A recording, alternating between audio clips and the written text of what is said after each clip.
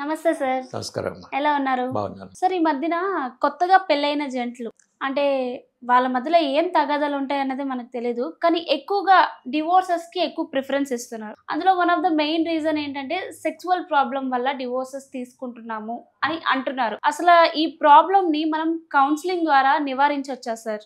డెఫినెట్‌గా అండి. మనము సొసైటీలో చూస్తున్నాము.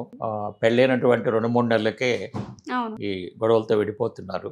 మీరు చెప్పినట్టుగా కొన్ని ఫ్యామిలీస్ విడిపోవడానికి ఈ సెక్సువల్ ప్రాబ్లమ్సే ప్రధాన కారణం అండి. ఇది ఎలా జరుగుద్ది అంటే, ఇప్పుడు కొన్ని సందర్భాల్లో అమ్మాయి ఈ విషయంలో పాల్గొనలేదు. హ్మ్. కొన్ని సందర్భాల్లో అబ్బాయిలు దీంట్లో పాల్గొనలేరు. హ్మ్. మరి ఇద్దరు రెడీగా ఉంటేనే యాక్టివిటీ జరుగుద్ది కానీ అవును. ఇద్దరిలో ఎవరొక్కరు రెడీగా లేకపోయినా జరగదన్నమాట. హ్మ్.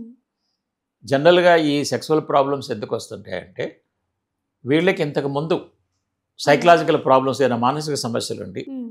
మెడిసిన్స్ ఎక్కువ కాలం వాడటం వలన ఈ ప్రాబ్లంలో పడే అవకాశం ఉంటుంది. హ్మ్. ఎప్పుడైతే మెడిసిన్స్ సైకాట్రిక్ మీద ఎక్కువ కాలం వాడతారో అప్పుడు ఈ బ్రెయిన్ బాగా నంబగా తయారయ్యి ఆ ఫీలింగ్స్ తగ్గిపోతాయండి. సెక్సువల్ ఫీలింగ్స్ తగ్గిపోతుంటాయి అన్నమాట. హ్మ్. ఇటు లేడీస్‌కైనా జెంట్స్‌కైనా ఫీలింగ్స్ తగ్గుతాయి అన్నమాట. అంటే అప్పుడు ఎప్పుడైతే ఫీలింగ్స్ తగ్గుతూ ఎమోషన్స్ రావండి. హ్మ్. మరి ఎమోషన్స్ లేకుండా మనిషి సెక్స్ చేయలేడండి. హ్మ్. ఓకే. తర్వాత ఇంకోటి కూడా ఏంటంటే, ఇందాక మనం వేరే ఎపిసోడ్ చెప్పుకున్నట్టుగా ఈ బ్రెయిన్ అనేది మెయిన్ సెక్స్ ఆర్గాన్ అండి. హ్మ్. చాలామంది ఈ బిట్వీన్ ద లెగ్స్ ఆర్గాన్స్‌తో పని అవుద్ది అనుకుంటారండి. హ్మ్. అది కరెక్ట్ కాదండి. బ్రెయిన్ సిగ్నల్ ఇస్తేనే ఆ యాక్టివిటీ చేయగలుగుతారండి.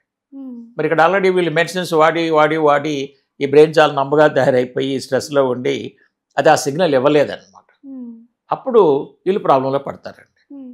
ఇంకా కొంతమంది ఎలాగంటే, ఆల్రెడీ సపోజ్ ఒక అమ్మాయి ఉందండి. ఒక అబ్బాయిని లవ్ చేసింది. హ్మ్. ఒక 3, 4 ఇయర్స్ ఆ అబ్బాయిని పెళ్లి చేసుకొని బాగా ఫుల్ డెడికేషన్ అయిపోయింది. హ్మ్.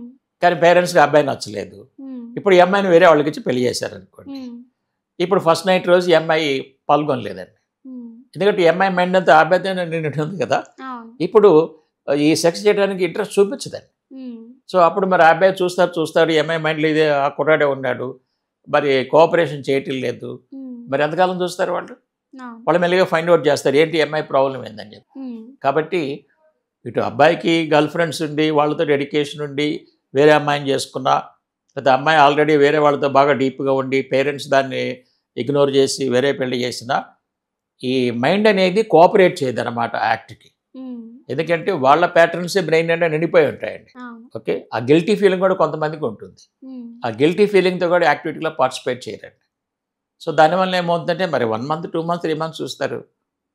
చాలామందికి తెలియాల్సింది ఏందంటే, మ్యారేజ్‌లో సెక్స్ అనేది చాలా ఇంపార్టెంట్ పార్ట్ అండి. హ్మ్. అది లేకపోతే ఈ మ్యారేజ్ నిలబడదండి. ఓకే. ఎందుకనంటే ఇప్పుడు మ్యారేజ్‌లో ఒకటి ఎప్పుడైతే ఈ సెక్సువల్ యాక్ట్ ఉంటుందో మనిషికి ఒక మంచి రిలాక్సేషన్ అండి.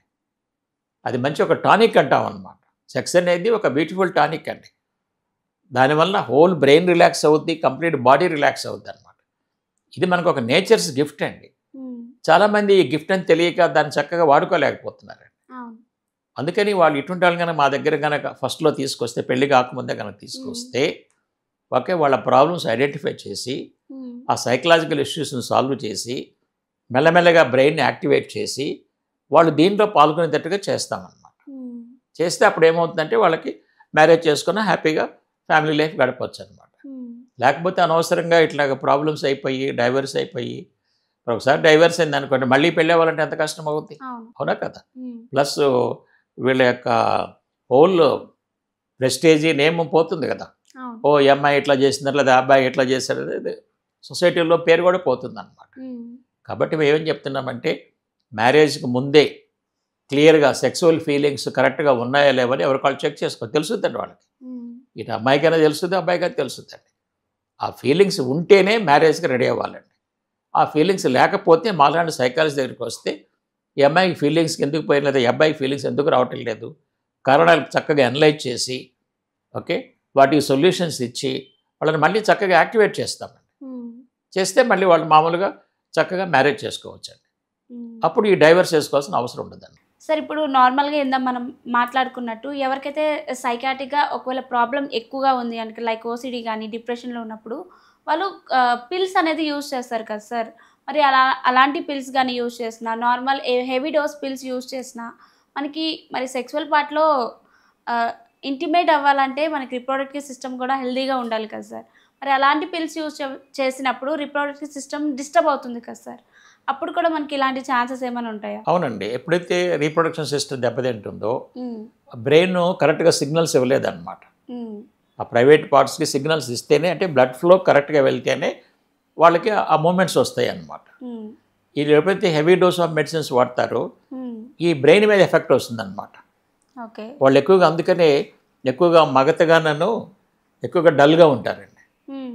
అంటే యాక్టివ్నెస్ రోజు రోజు తగ్గిపోయింది అనమాట. హ్మ్. మెడిసిన్స్ ఏదో కొద్ది కాలం వాడితే ప్రాబ్లం లేదండి. ఎక్కువ కాలం కనుక వాడారు అంటే మనిషిలో ఈ సైడ్ ఎఫెక్ట్స్ వచ్చి అది రీప్రొడక్షన్ సిస్టమ్, అంటే బ్రెయిన్ ఎప్పుడైతే ఎఫెక్ట్ చేస్తుందో, మరి brain is the main sex organ కాబట్టి ఇది మెయిన్ సెక్స్ ఆర్గాన్ అంటాం అనమాట. హ్మ్. ఇది కరెక్ట్గా ఉంటేనే కింద ఆర్గాన్స్ కరెక్ట్గా పనిచేస్తాయి అన్నమాట. హ్మ్. మరి సైకాట్రిక్ మెడిసిన్స్ హెవీ డోస్ వచ్చేసి బ్రెయిన్ ఎఫెక్ట్ చేస్తున్నాయి కాబట్టి హ్మ్. ఈ రీప్రొడక్షన్ సిస్టమ్ ప్రాబ్లంలో పడుద్ది అనమాట. హ్మ్. ఒక అమ్మాయితో నా దగ్గర కౌన్సిలింగ్ వచ్చింది. హ్మ్. ఆ అమ్మాయికి పాపము ఈ సైకాట్రిక్ మెడిసిన్స్ వాడటం వల్ల మ్యారేజ్ అయింది. ఇప్పుడు ఎగ్స్ రిలీజ్ అవ్వట్లేదంట ఆ అమ్మాయికి. ఓహ్! మరి ఇప్పుడు ఆ అమ్మాయి ఎలా కన్సీవ్ అవుద్ది? అవును. అర్థమైందా? కొంతమందికి అయితే పీరియడ్స్ డిస్టర్బెన్స్ ఉంటుంది లేడీస్కి, హ్మ్. ఈ ఫీలింగ్స్ తగ్గిపోతున్నాయి, అట్లా ప్రాబ్లంలో పడతారన్నమాట. చాలా చక్కగా చెప్పారు sir. Thank you so much. Okay అండి, థ్యాంక్ యూ వెరీ మచ్.